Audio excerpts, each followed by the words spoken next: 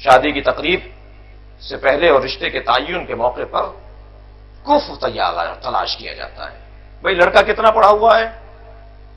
کیا اتنا پڑھا ہوا ہے. لڑکی کیسی ہے؟ لڑکی کو بھی اتنا تعلیم یافتہ ہونا چاہیے. ان کی زندگی گزارنے کا معیار کیسا ہے؟ دونوں کو دیکھا جاتا ہے ایک جیسا معیار ہے یا نہیں ہے. اور پھر معیار کو متوازن دیکھ کر ایک دوسرے کے لیے کف قرار دینے کے لیے اگرچہ اس میں سب سے زیادہ اہمیت کی حامل شے اگر کوئی ہے تو وہ ہے ایمان کا برابر ہونا. کم سے کم عقیدے میں ایک جیسے ہونے چاہیے. ان کے عقیدے میں کوئی لڑائی اور تناؤ نہیں ہونا چاہیے. چند مخصوص شادیاں ہی ہیں کہ جس میں عقیدے کا لحاظ نہیں رکھا گیا ہے. اور جہاں عقیدے کا لحاظ آپ کو تاریخ میں آنے والی شادیوں میں دکھائی نہ دے، ایک صلوات بھیج دے رہا محمد و آل محمد، وہاں آپ کو کوئی حکمت ضرور تلاش کرنا پڑے گی. ان شادیوں میں ایک آسیہ بنت مزاحم اور فرعون کی شادی ہے. ایک ہے جو بڑا رب بننے کا اعلان کر رہا ہے، چھوٹا موٹا رب بھی بننے کو تیار نہیں ہے. انا ربکم الاعلی، میں تمہارا بڑا رب ہوں. اور زوجہ اتنی اللہ کی مباہدہ ہے کہ دنیا کی کائنات کی 4 معتبر عورتوں میں سے ایک عورت قرار پا رہی ہے.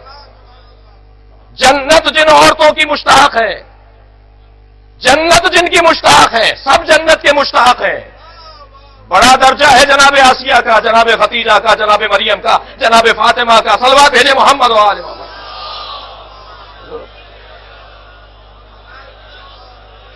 سب جنت کے مشتاق ہیں مگر جنت ان کی مشتاق ہے.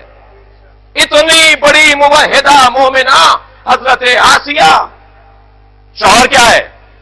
نہ صرف اللہ کو نہیں مانتا، مشرک اور کافر ہے، بلکہ دعوی ربوبیت بھی کر رہا ہے، اللہ ہونے کا دعویٰ بھی کر رہا ہے.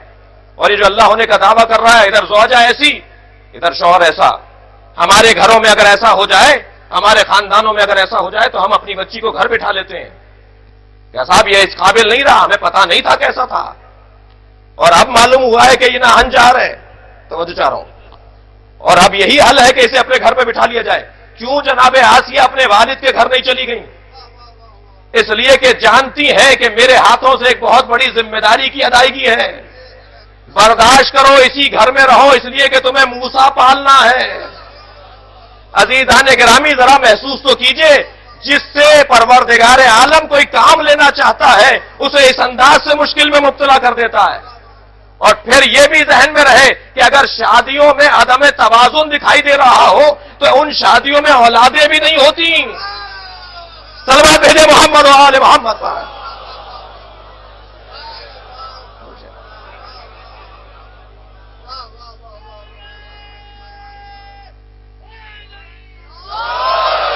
اب یہ دنیا کے اندر رائج ہے کہ تلاش کیا جاتا ہے کہ دونوں ایک جیسے ہونے چاہیے، تعلیم کے اعتبار سے، عقیدے کے اعتبار سے. آپ کہتے ہیں کہ ماحول اور رہن سہن کے حوالے سے ان دونوں میں آپس میں ہم آہنگی ہونی چاہیے، اور اس کے مطابق پھر رشتے طے پا جاتے ہیں، اور اس کے مطابق پھر زندگیاں آگے بڑھتی ہیں. اگرچہ ایک معاشرے کی ایک بیماری کی طرف آپ کی اور توجہ دلاؤں، وہ یہ کہ عزیزان گرامی، ہمارے یہاں ارینج میرج کا اور طے شدہ اور والدین کی جانب سے دیے ہوئے رشتے کا جو رواج ہے اس میں زیادہ طاقت اور دم پایا جاتا ہے. اور جو پسند کی شادیاں ہیں ان میں جذباتیت اور ان میں احساسات غالب ہیں. البتہ کیا ہی اچھا ہو جائے کہ جسے بڑوں نے پسند کیا ہو اسے یہ جوان بھی پسند کر لے. اور اگر اس انداز سے رشتہ طے پائے تو زیادہ دیر پر رہے گا، زیادہ مضبوط رہے گا. مجلس میں جوانوں کی تعداد کچھ کم نہیں ہے، اور میں دیکھ رہا ہوں چہرے پر تراوٹ ہے، اس لیے کہ ان کے مطلب کی بات بھی ہو رہی ہے. اور پھر اگر یہ موضوع کسی بزرگ کے آگے بھی چھیڑ دیا جائے تو خوش تو بہرحال وہ بھی ہوتا ہے. ایک صلوات بھیجنے ذرا محمد و آل محمد.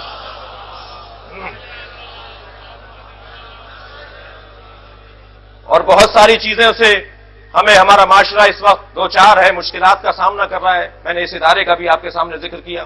مجلس میں خواتین بھی بیٹھی ہوئی ہیں. رشتہ ہو جانے کے بعد کچھ رویے بدل جاتے ہیں. 4 سال تک رشتہ باقی رہا، جوڑے بیڑوں کا تبادلہ رہا، نیک اور انعامات اور ہدیوں اور عیدیوں کا تبادلہ رہا، لیکن شادی کے 1 ہفتے بعد ہی ساس اماں کو عیب دکھائی دینے لگ جاتے ہیں. کیوں؟ اس لیے کہ انہوں نے اس دید سے اسے دیکھا نہیں ہے. افسوس کے ساتھ کہنا پڑتا ہے، مجھے کہنے دیجئے اس ممبر سے، میرے موضوع کے اندر بات آ گئی ہے. افسوس سے کہنا پڑتا ہے کہ لڑکی کی ماں تو اس پر راضی رہتی ہے، مجھے معاف کریں گے، لڑکے کی ماں اور لڑکی کی ماں کے اندر جو ایک تفریق سا دکھائی دیتی ہے، اگرچہ وہ بعض اوقات ایک ہی عورت ہوتی ہے، لڑکی کی ماں تو اس بات پر راضی رہتی ہے کہ میرا داماد میری بچی کو وقت دے رہا ہے، لیکن لڑکے کی ماں اس بات پہ راضی نہیں رہتی کہ میرا بیٹا میری بہو کو وقت دے رہا ہے۔ یہ دو طرح کی سوچ کیسے ہے؟ جیسے آپ اپنے داماد سے چاہتی ہیں، ایسے ہی آپ کے بیٹے سے آپ کی سمدھن چاہتی ہے، تو آپ کو اسی انداز سے دیکھنا ہوگا۔ لیکن ہمارے معاشرے کے اندر جن بنیادوں پر رشتے طے پاتے ہیں، ان بنیادوں کو ذرا زیادہ بہتر اور مستحکم کرنے کی ضرورت ہے۔ رشتہ ہو گیا، شادی ہو گئی، آپس میں مسائل شروع ہو گئے، کیوں؟ اس لیے کہ کفر حقیقی نہیں تھا۔ عزیزان گرامی، ہم پلہ حقیقی اعتبار سے نہیں تھے۔ اگر آپ میرے جملے کو محسوس کر جائیں تو سن لیجئے، دنیا میں حتیٰ بڑے ہی اعتماد کے ساتھ، اور آپ کو توجہ دلا کر جملہ کہہ رہا ہوں، دنیا میں حتیٰ نبیوں کی بیویوں میں بھی نبیوں کے ساتھ ہم پلگی نہیں تھی۔ اگر کوئی دلیل چاہتا ہے تو امرات لوط، حضرت لوط کی زوجہ اور حضرت نوح کی زوجہ کا تذکرہ تو قرآن مجید میں ہے۔ میں کسی اور نبی کی زوجاؤں کی بات نہیں کروں گا، میں کسی اور دو بیویوں کی بات نہیں کروں گا۔ سلوات بھیجے ذرا محمد و آل محمد۔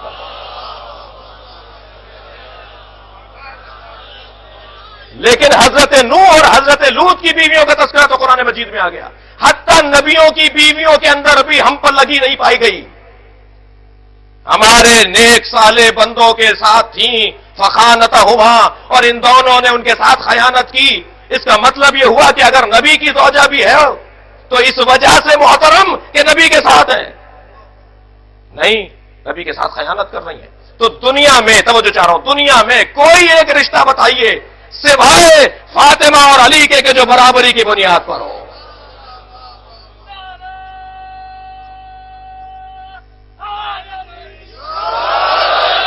یہ واحد رشتہ ہے جو برابری کی بنیاد پر ہے۔ اب دیکھیے برابری، اللہ اکبر، شجرہ طوبہ کا تذکرہ ہے، خانوادہ پیغمبر کا تذکرہ ہے۔